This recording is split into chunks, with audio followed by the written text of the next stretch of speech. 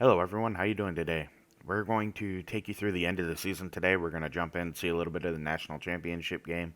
We're going to look at the Heisman winner. We're going to see who wins the conferences, and we're going to prepare for season two.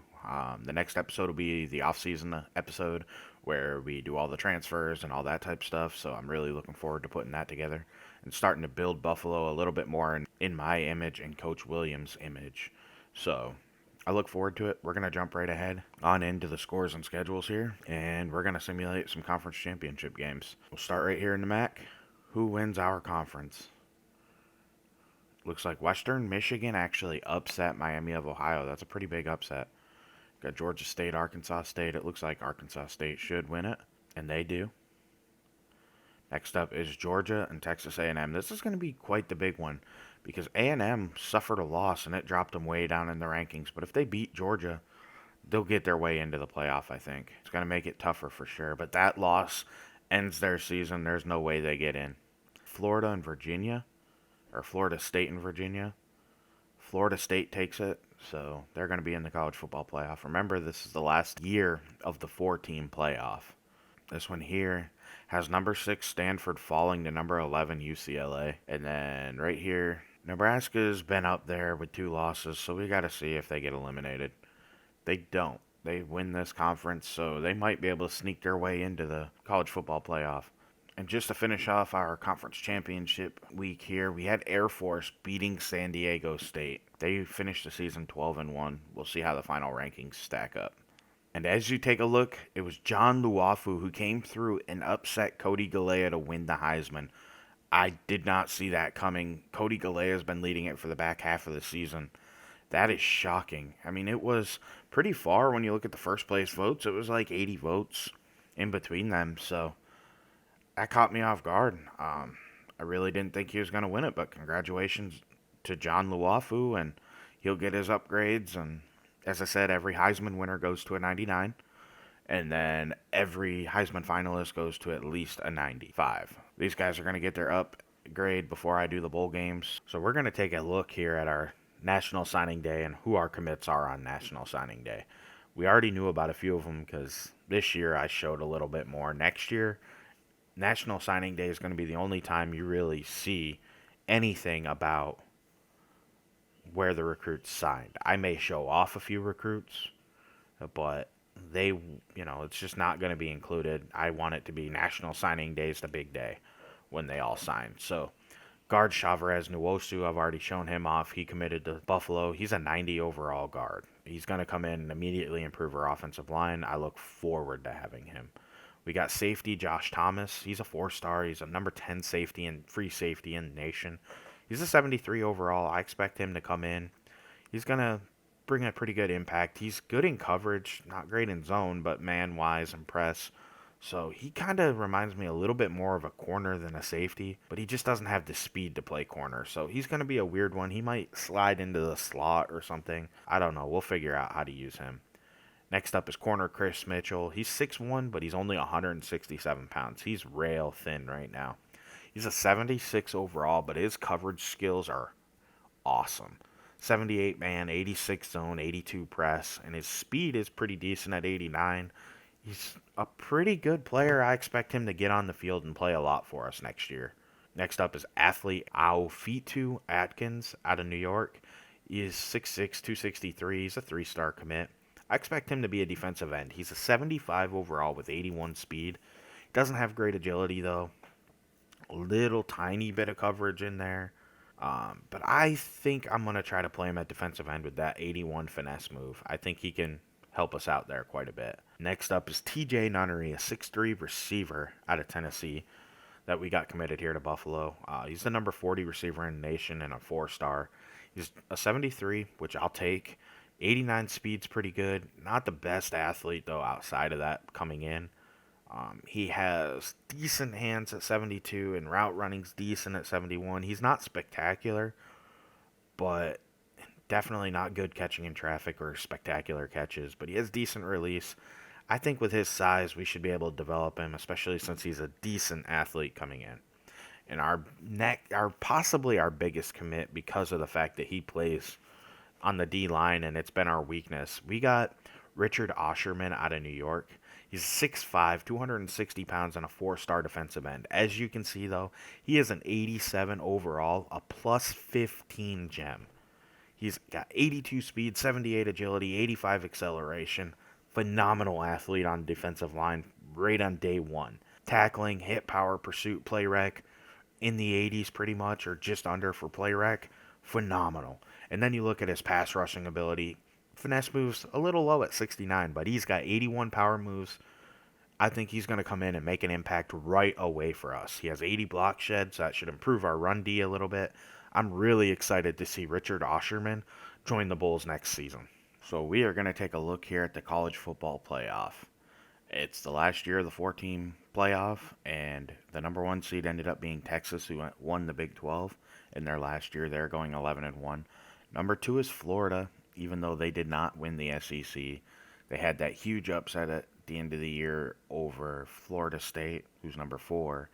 And then they also defeated Georgia coming down the stretch, who ended up winning the SEC and taking their Texas A&M out completely of the playoffs. So it's a shocking one that Florida got in there, but following the upsets of Florida State, Notre Dame, and Texas A&M when they were all three undefeated at one point in time, Florida just kind of got pushed up to the top, and they didn't do anything wrong. They then upset Florida State, so they did drop them. They had been number one in the polls, but with Texas, they were able to jump ahead of them because their loss came earlier in the season, so Texas jumped them.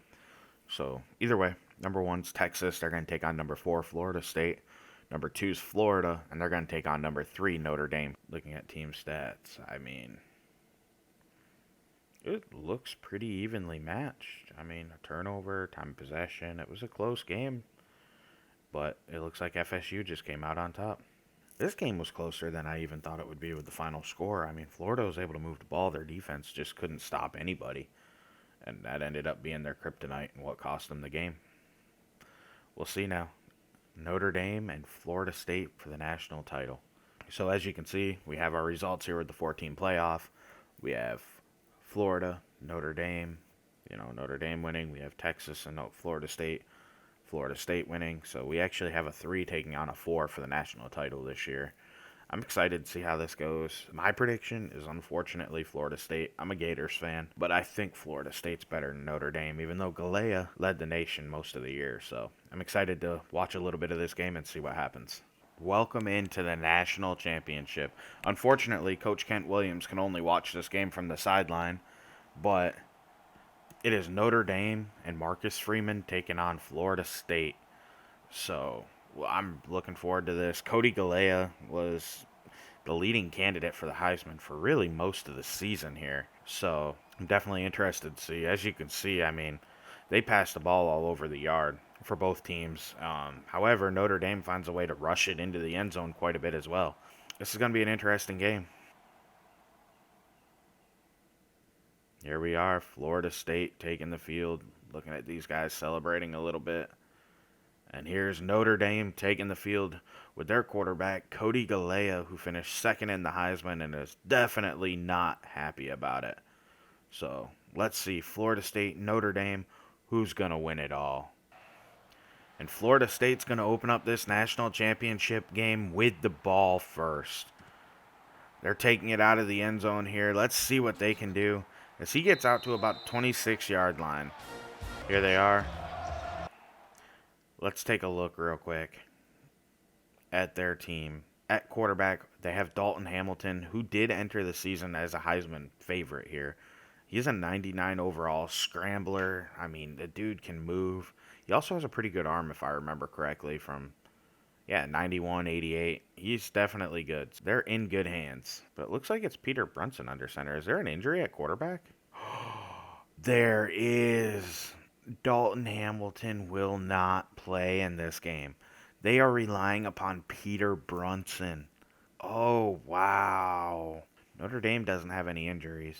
So it's Peter Brunson, the sophomore redshirt under center, and he is not nearly as dynamic on the ground. He can't run really at all.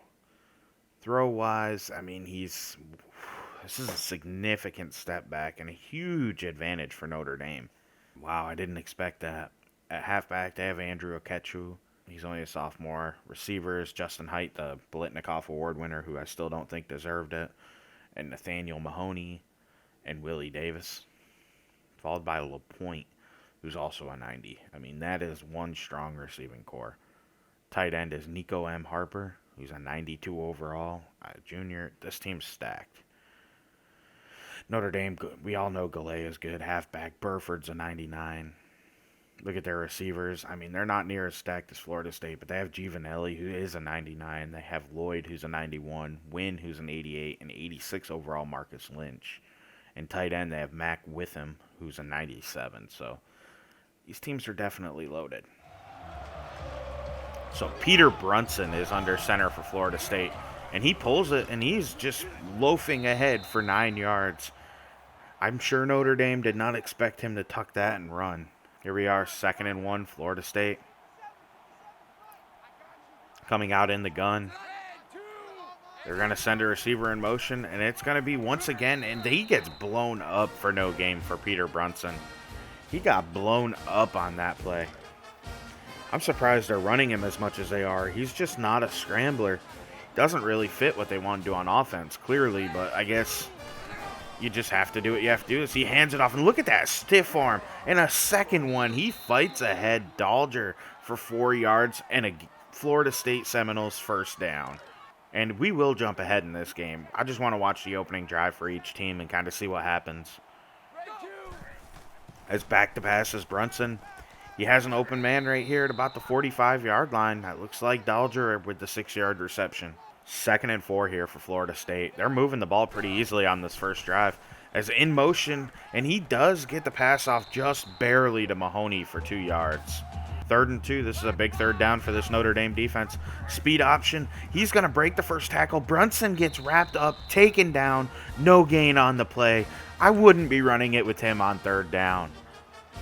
And Florida State will be punting it away to Notre Dame. We're going to see what happens here on Notre Dame's first drive of the game with Cody Galea underneath center. They're going to take this from about the 14-yard line or so. And look at this. He cuts out and breaks a tackle. Breaks 2 for a 17-yard punt return. What a return, Orion Miller. Your Heisman runner-up, Cody Galea, takes the field at quarterback for Notre Dame. He's in the gun with 4 wide to open up this game. And he is going to pass it, and he's going to actually tuck it and run. He breaks that first tackle, and Cody Galea, look at them legs, 14 yards and a Notre Dame first down. Play action, Cody Galea got me there. He hands that off to Brandon Burford for 1 yard. Cody Galea with some play action. That one's picked off. Is that actually caught, though? I don't know about that. We're going to have to see a replay. Is that an... that can't be an interception. There's no way. That's not an interception.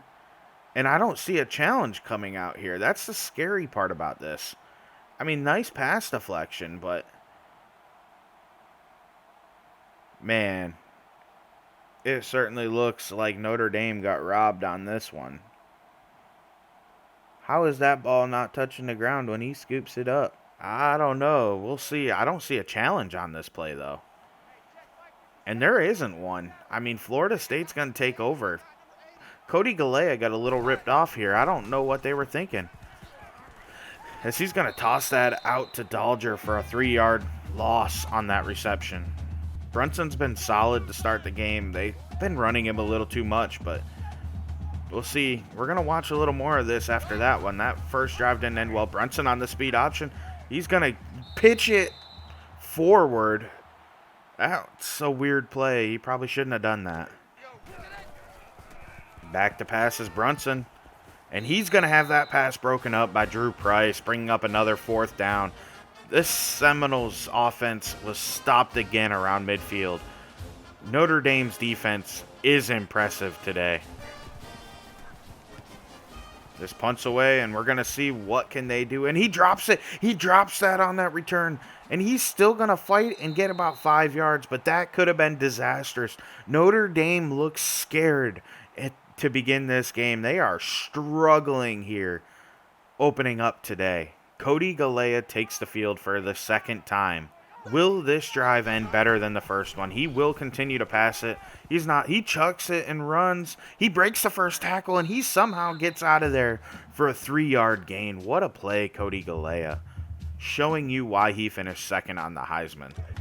Back to pass is Cody Galea on second down and 7. He hits it on the sideline to Giovanelli for 5 yards, setting up a third and short situation. As we're at 3rd and 2, Cody Galea is going to hand it off. That's a first down, Notre Dame. Brandon Burford for 4.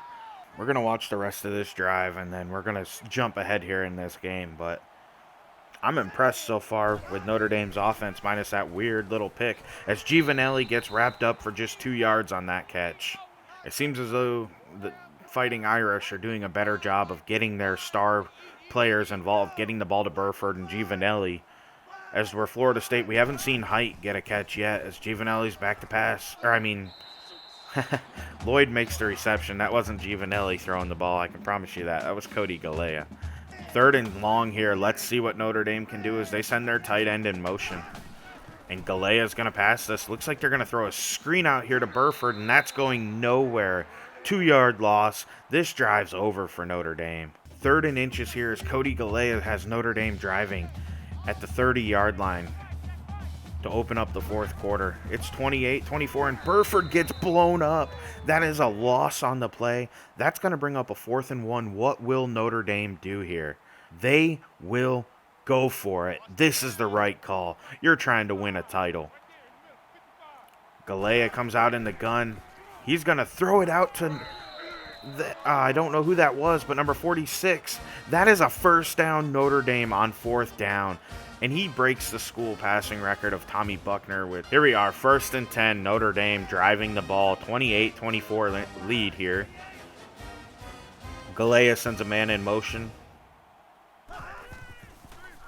He's going to throw a screen out there, and that's going to get, whoa, he breaks the tackle and fights ahead for 7 yards. Nice play, Ryan Miller. Late in the 4th quarter here, Notre Dame's driving. Cody Galea pitches it out, and that's Burford, first down, Notre Dame. They're going to have a 1st and 10 from like the 14-yard line. Irish fans are starting to get antsy. If they get into the end zone here, they got to like their chances of winning this title. Cody Galea coming out in the gun with Burford next to him. They have 3 wide and a tight end in the game. They're going to send a receiver in motion all the way across the formation here. And they're going to hand it off to Burford as he runs a counter, and he breaks that first tackle. It's going to be a 3rd and inches, they call it, inside of the 5-yard line. 3rd and inches for Notre Dame. Cody Galea comes out with trips left, and he hands it off to Burford, and into the end zone goes Brandon Burford. Touchdown, Notre Dame. 34-24 here, 7.5 minutes left in the 4th quarter. Looking at this comparison here, you can see Notre Dame's controlled this game on offense. They kind of shot themselves in the foot early in this game, so they had to fight back, but their offense is clearly better than Florida State's with Burford, or not Burford, forget his name underneath center here instead of Hamilton. Brunson under center instead of Hamilton. As Brunson's going to run a speed option again here, and he gets taken down, no gain on the play. They've got to quit running this man. He's just not good at it. It's not his strengths. You're setting Peter Brunson up to fail. He needs to be throwing the ball. That's what he does best. 2nd and 10. Florida State going to throw the ball here finally with Brunson, who takes a hit as he releases it. That is incomplete. 3rd and 10. Brunson in the gun again. This time he's looking to pass the ball. He's kind of scrambling around, and that was a wonky incompletion. 4th and 10. Notre Dame's taking control of this game. They send a man in motion. He's going to get that handoff. He gets blown up for a 1-yard loss. Chucky Fisher had nowhere to go. 2nd and 11 here. They're on the plus side of the field.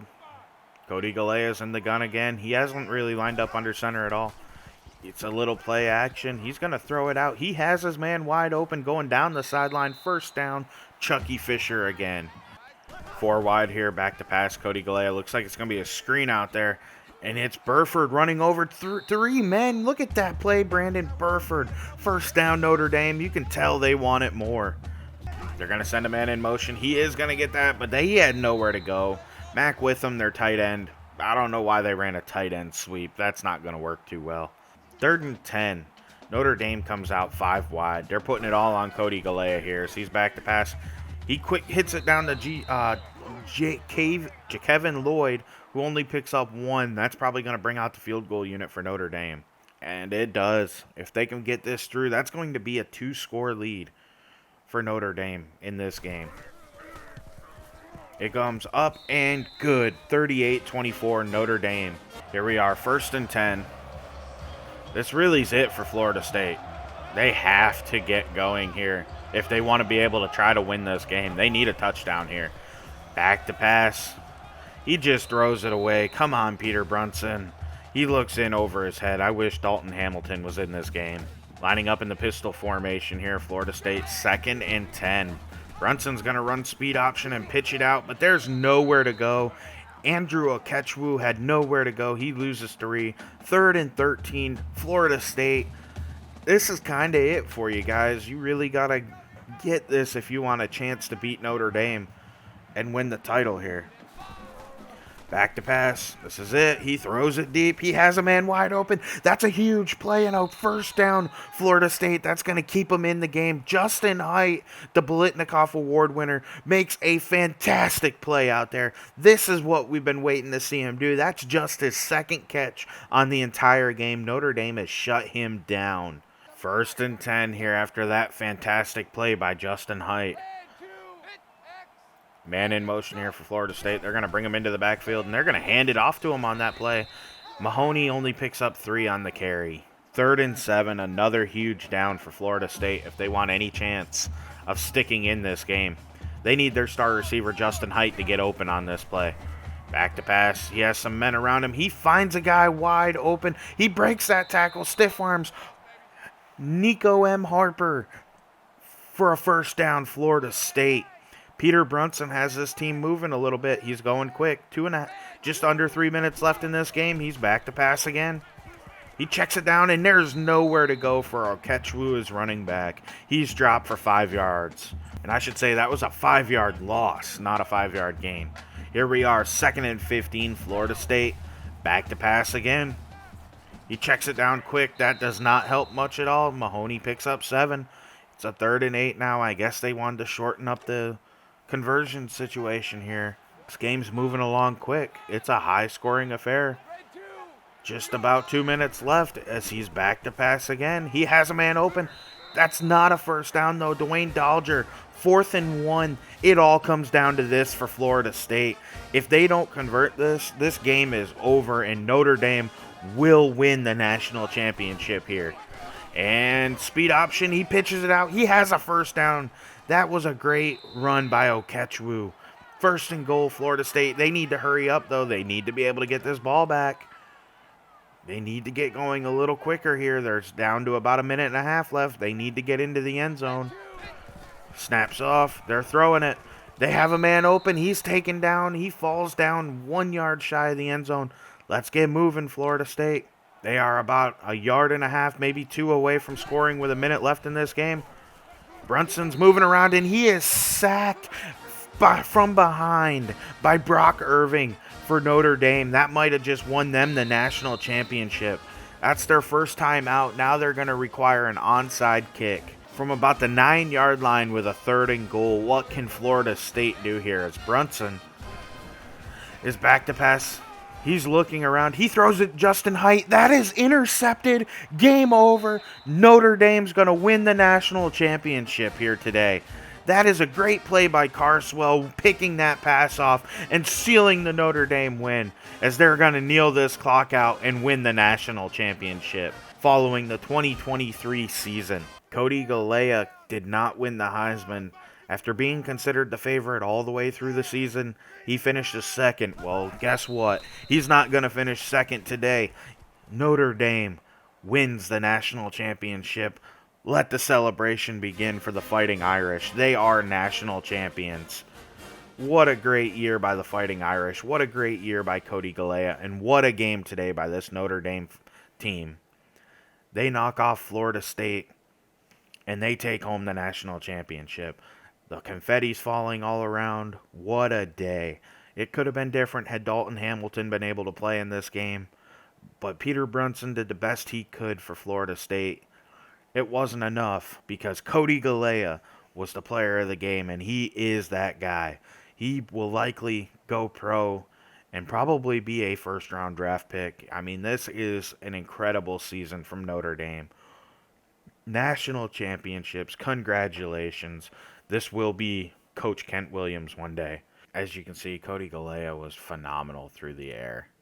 I mean, that passing game was phenomenal. He put on a clinic out there. Burford was good, very good on the ground. Galea did just enough on the ground to keep him honest. Receiving wise, it was Wynn and Lloyd that led them in catches and had 2 touchdowns. As you can see, Giovanelli was kind of shut down after being involved early, and their tight end Witham caught a touchdown pass. Defensively, it was Myers, Park, and Carswell and Tucky who led them in tackles. 13 of them for Myers, though. TFLs, 3 of them for Park, 2 for Tucky, 2 for Santecrina. Sacks, not sure if they had any today.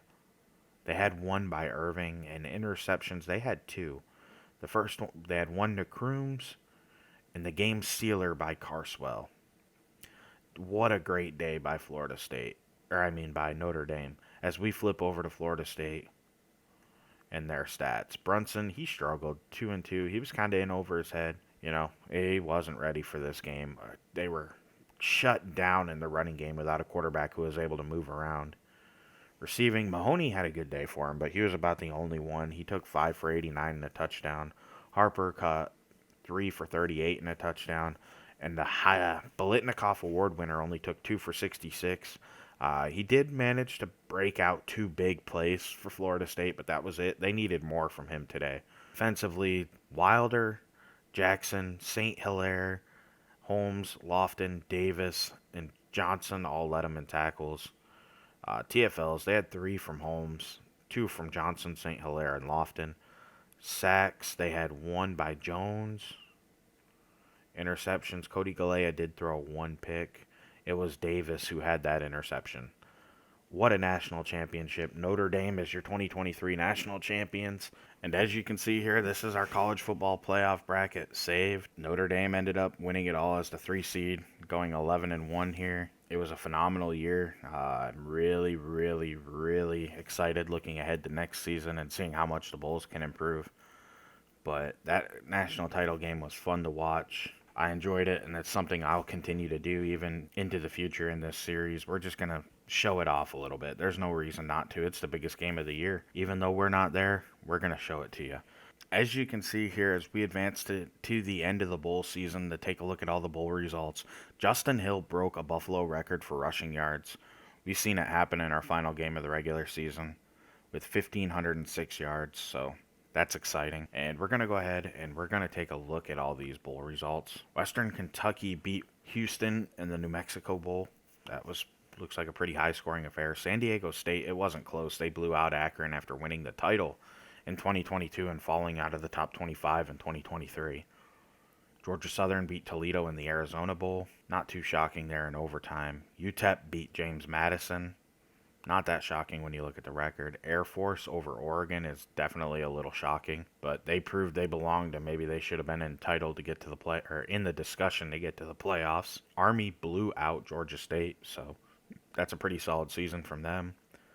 Wyoming defeated UAB in the Hawaii Bowl. In the Detroit Quick Lane Bowl, you had Illinois defeating Miami of Ohio. I was really hoping to see them finish stronger on the year.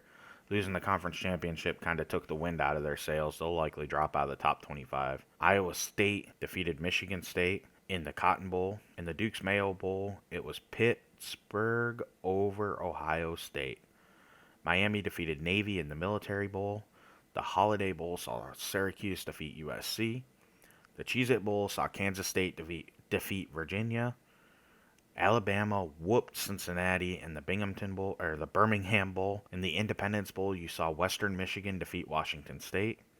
In the Texas Tax Act Bowl, you saw Oklahoma State defeat Mississippi State. In the Armed Forces Bowl, you saw FAU defeat UCF. In the LA Bowl, you saw Iowa defeat Cal by a wide margin. This was a close game in the Lending Tree Bowl. It saw Southern Miss defeat Bowling Green. Oklahoma, in a high-scoring affair, defeated Washington in the Alamo Bowl. Penn State dominated UTSA in the Guaranteed Rate Bowl. Tony Tiger Sun Bowl saw Arizona State defeat Virginia Tech. LSU defeated Rutgers in the Music City Bowl. In the Liberty Bowl, you saw South Carolina defeat TCU. North Carolina defeated Texas A&M in the Peach Bowl. Nebraska over UCLA in the Orange Bowl. That was a playoff game. Temple defeated Eastern Michigan in the First Responder Bowl. Arkansas State by 1 over Stanford in the Citrus Bowl. The ReliaQuest Bowl in Tampa saw Wisconsin defeat Arkansas. That was a playoff game. We saw Tennessee defeat Clemson in Tax Slayer Gator Bowl. We saw Michigan defeat Georgia in the Fiesta Bowl. And that was our national championship. So as we take a look at the final Heisman winner here, John Luafu, you can see his stats are quite impressive. He had 41 passing touchdowns to 5 picks. He added 6 rushing touchdowns on the ground. He was pretty awesome, actually. I mean, then you look at Cody Galea here. He had 33 touchdowns through the air, and he added 8 on the ground. So definitely a step down from Luafu. I guess I just didn't pay enough attention. But then you had a guy like Michael Wright, who was 31-8. He was phenomenal. He was a difficult player to play against. Dominique Bennett was fantastic on the ground with 16 rushing touchdowns and 1 through the air. And then you had James Roberts with 17 rushing touchdowns and 3 on the ground. In the air. So I don't know really how he ended up behind Dominique Bennett, but he did. Doesn't matter, though. They're both going to go up the same regardless, but this is our final Heisman standings here on the season. Next thing we're going to do is take a look at all of our award winners. Now, every award winner, if they're not a 90, goes up to a 90 overall. So the Maxwell, Cody Galea, he's already above it. But at halfback, you have Dorian Banks, who's going to get improved to a 90 overall. Bednarik went to Christopher Wilder. Nagurski, Nate Ware, he's going to get upgraded to a 90 overall. The Davey O'Brien Award went to John Luafu. He's going to already be a 99 overall. The Doak Walker Award's going to go to Dorian Banks. He already won an award, so he's going to be a 90. The Blitnikoff went to Justin Height. That's amazingly sad that he managed to beat out Ed Foreman. But hopefully Ed Foreman's a first-team All-American, because I'd hate to see him have this type of season and not get a boost. The Mackey Award goes to Hank Kramer. He's going to jump to a 90. Outland is Arian Stuber. Remington belongs to Marcus McBride. The Lombardia goes to Elijah Sully at Texas A&M. Nate Ware won another award for the Butkus. Thorpe went to Samario Powell, who's already a 91 overall, so that won't matter. Groza goes to Wes Cantz. Darius Mitchell wins the Ray Guy. The Jet Award winner is going to end up being Dylan Johannesson from us, which is great. I'm pretty pumped about it. I didn't love him on returns, but he was consistent. So that's how you win awards sometimes, is being consistent, not being great. So it is what it is. He, along with C.J. Woolyard and Dara and Pelham, all had kick return touchdowns along with Russell. However, he led the nation in the kick return yards, so it makes sense that he won the award. How I reward them, though, is I do not boost them to a 90 overall. They will become a 99 kick returner, and then I boost their acceleration and agility. I know it's kind of cheesy because it shouldn't work like that, but I couldn't think of another way to boost them. We're going to look at the All-Americans here. As I said, every All-American, if they're a first-teamer and they're not a 90, they become a 90. If they're a second-teamer and they're below an 87, they become an 87. If they're a freshman All-American and they're not a 75, they become a 75. So we're going to scroll through and look at some All-Americans here. These guys have already won awards, so they're pretty much good. But Ed Foreman, thankfully, he deserved to be above Justin Height here, but this kid's going to jump from a 66 all the way up to a 90 from Virginia. What a season he had. Hank Kramer's going to jump way up. As you can see, we do have some award winners on here. And we're just kind of looking through and seeing, like, Sully, he's already going to jump up. He's going to jump to a 90. J.R. Henry. What? I didn't expect that. Wow, he might actually have a chance of getting drafted. I was talking about him like undrafted talent, that's it. 82 tackles, 1 sack. I mean, I guess it was the TFLs, 16 of them, that must have pushed him ahead of some of these other people, but oh wow, I did not expect that. So now we have possibly our first draftable player in J.R. Henry here. Kurt Thomas is going to take a big jump from Western Michigan. And Thomas Turner as well. Wow. I mean, both of these guys are seniors, which isn't ideal, and we didn't get a bowl game, so we're not even going to get to use them as their higher overall, but he's going to maybe jump into the later rounds. He is a little small, so he's probably still not going to become the highest drafted player, but it's nice to see these guys improve, and being from Buffalo, they're not going to get the same respect as if we were at Ohio State and they did it. So they're likely not going to be first round picks or anything. They're not going to probably even be day 2 picks, but at least they have a chance of getting drafted. That's that's awesome. That's really great. We knew Johannesson would be first team. I don't do anything for returners though. Second team, Galea. Taylor Marshall from Army is going to take a jump.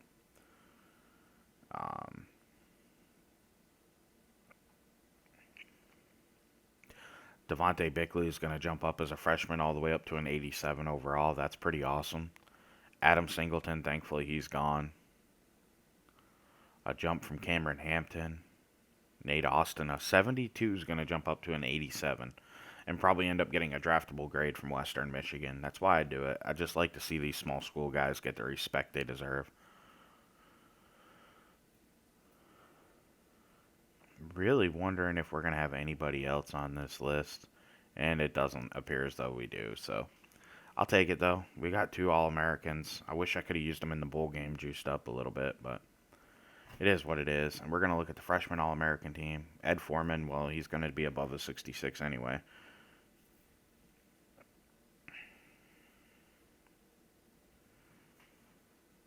Really, it doesn't, first one is Matt Puyal. For Iowa's going to jump up to a 75. He's an outside backer.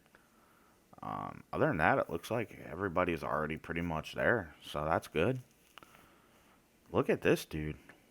Luke Bradley Glenn, 6'6", 229 freshman out of Utah.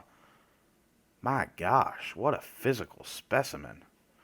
With 88 speed, I mean, that is, wow, he could be a beast. Too bad he's not going to play for us, but that's impressive right there. That's somebody to keep an eye on as a possible first-round pick in our future franchise here. The next thing we're going to do here is take a look at our season stats. Brian Romney never got to play again this year as I expected. He had a pretty good year through the air. He did throw a pick, but he was giving us some confidence coming down the stretch. He's a low overall, but we were kind of hoping we could lean into him a little bit. Aaron Brown had that one completion that was a beautiful fake punt. Tyler Smith left the team. He's no longer a part of the Bulls. He will be transferring in this offseason. I do not know exactly where his final destination will be yet. However, I can tell you that he will be in the portal.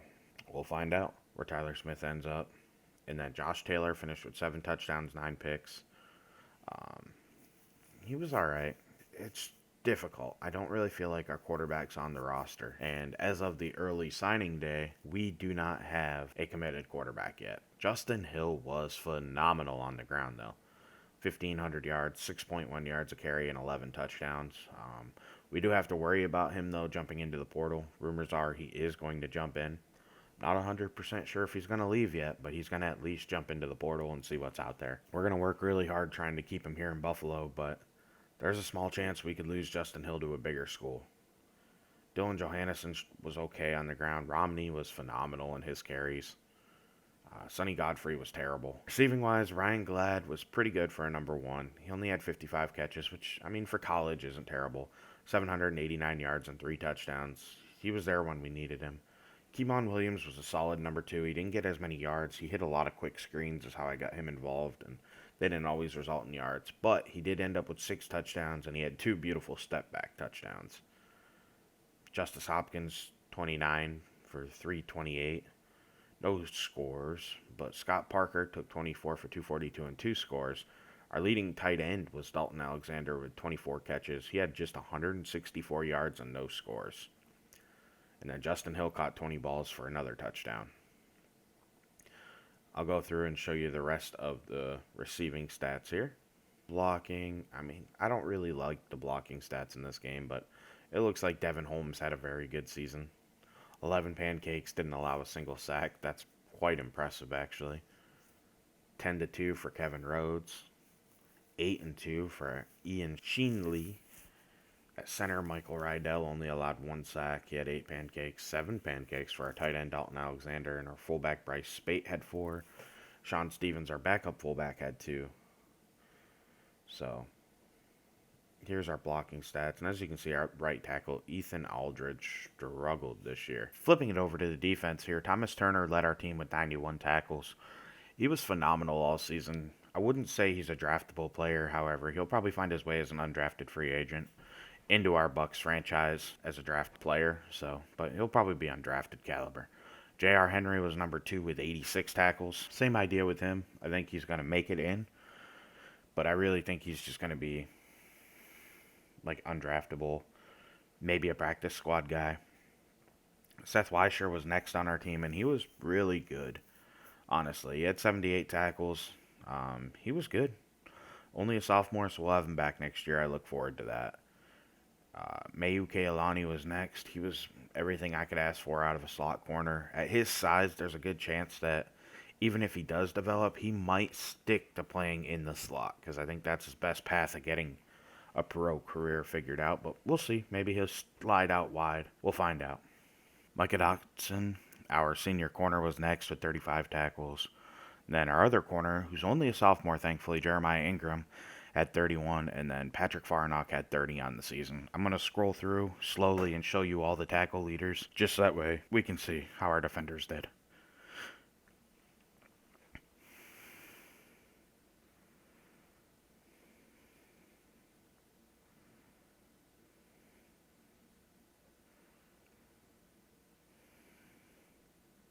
TFLs, J.R. Henry had 16. Seth Weischer had 11. But 16 for J.R. Henry is just insane.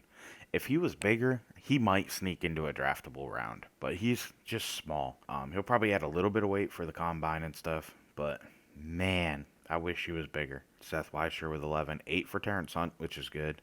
I'll take that from our D-line. And Devon Hollier also had 8. Thomas Turner had 8.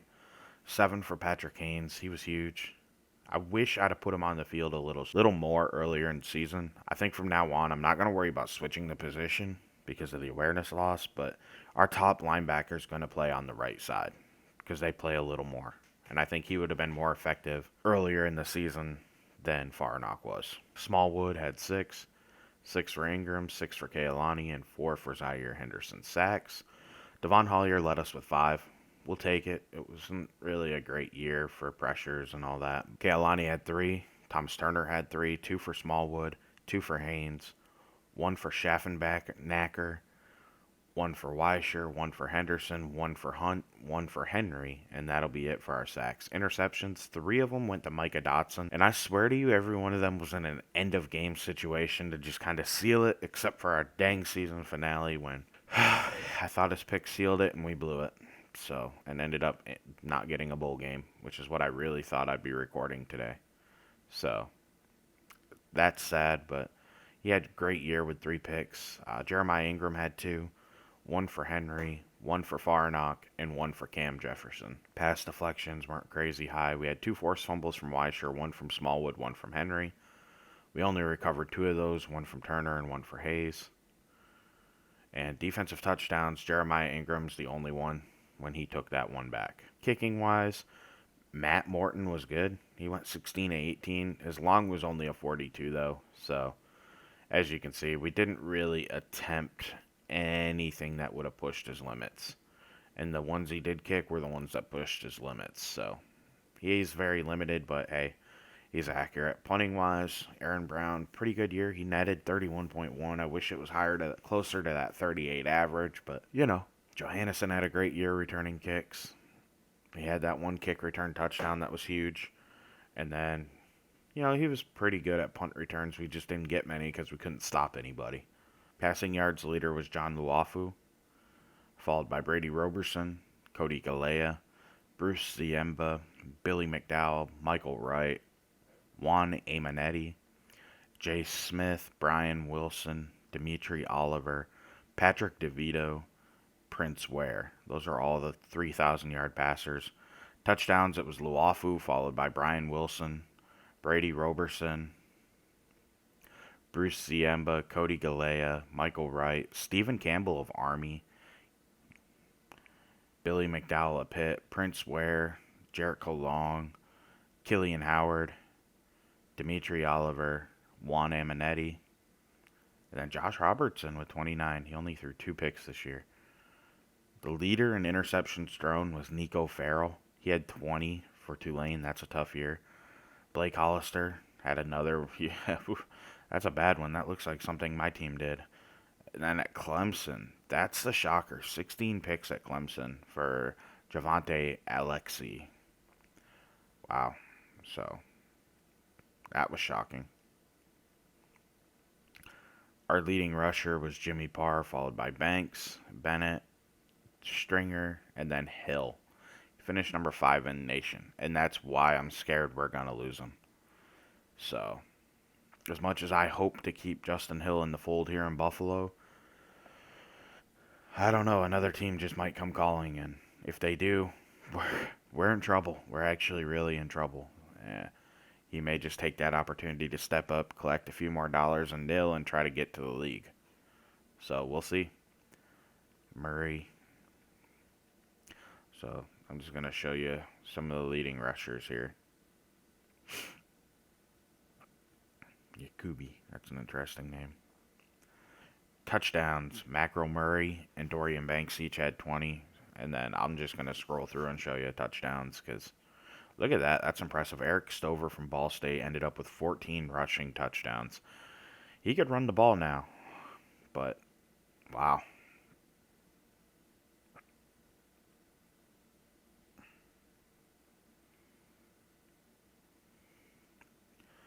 Receiving wise, Ed Foreman led the nation. How did this man not win the Biletnikoff Award? I don't understand it. I just don't see another guy that deserved to win the Biletnikoff here. I mean, Justin Height, he didn't do anything. He had less catches. He caught what? The same amount of touchdowns? That's unfair, man. Ed Foreman deserved to win that Biletnikoff Award. Look at leading yards. It's Ed Foreman. Look at touchdowns. It's Height and Foreman. I don't understand how Justin Height won the Biletnikoff. That's where the bias of Florida State versus Virginia comes in. That's crazy to me. This is sorted by touchdowns right now, so I'm just going to show a few more players.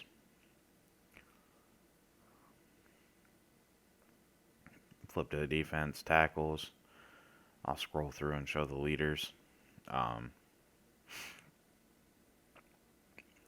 Yeah, I just like showing it off and letting everybody see how the rest of the nation is stacking up. But the big thing is TFL's 30 for Brian Taylor.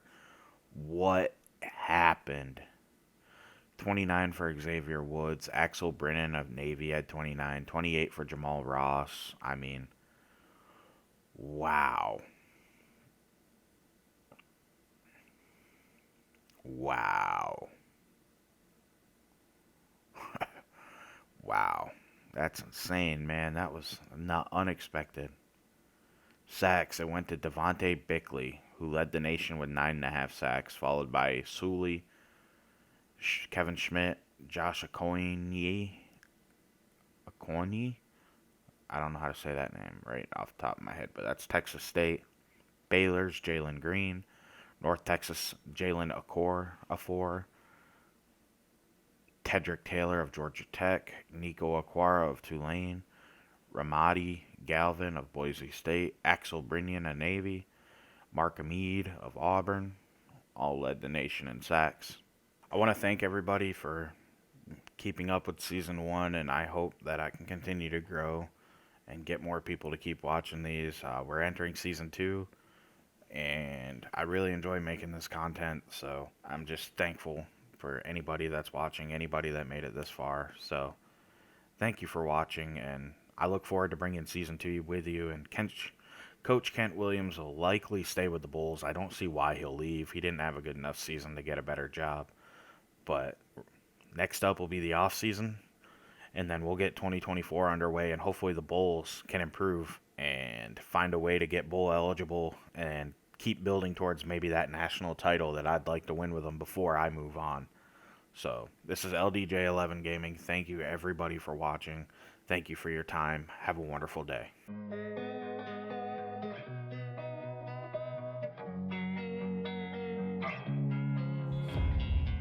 And sometimes you just gotta believe there's something that'll give you relief. There's something that'll have what you need, what you need. We're broken, it's tragic, we're not all elastic, but maybe there's magic, believe you could have it.